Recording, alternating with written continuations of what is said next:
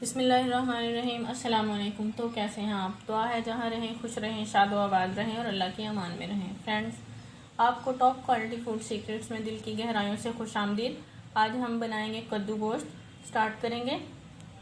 एक प्याली मटन लिया है हमने, कुकर में डाल देंगे इसे।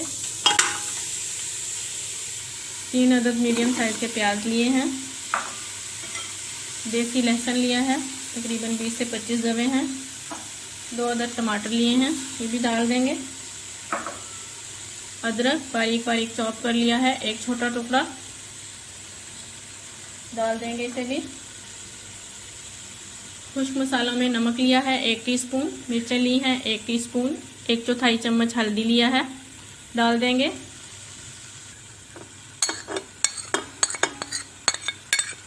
एक गिलास पानी डाल देंगे इसमें।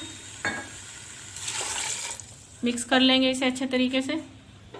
एक छोटा सा टुकड़ा दालचीनी का और एक बड़ी इलायची डाल। आधा किलो कद्दू लिए हैं हमने, जिन्हें मोटा मोटा काट लिया है, ये भी डाल देंगे। कुकर का ढक्कन लगाने के बाद इसे हमने सीटी चलने के बाद 15 मिनट तक पका लिया है। अब इसे खोल कर देखते हैं।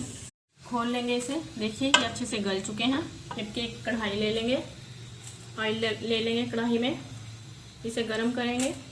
ऑयल को हल्का गर्म करके इसमें 1 टीस्पून जीरा डाल देंगे। 5 से 6 सब्ज मिर्चें ली हैं हमने, ये डाल देंगे। हल्का सा सौते कर लेंगे इन्हें। धनिया पाउडर डाल देंगे जो कि 1/2 टीस्पून है, और इसमें फ़ौरन से कद्दू और गोश्त डाल देंगे। इसे डालने के बाद इसे अच्छी तरह भून लेंगे। देखिए इसे हमने 10 से 12 मिनट तक भून लिया है। अब इसमें हम 2 टेबलस्पून सब्ज़ धनिया डाल देंगे।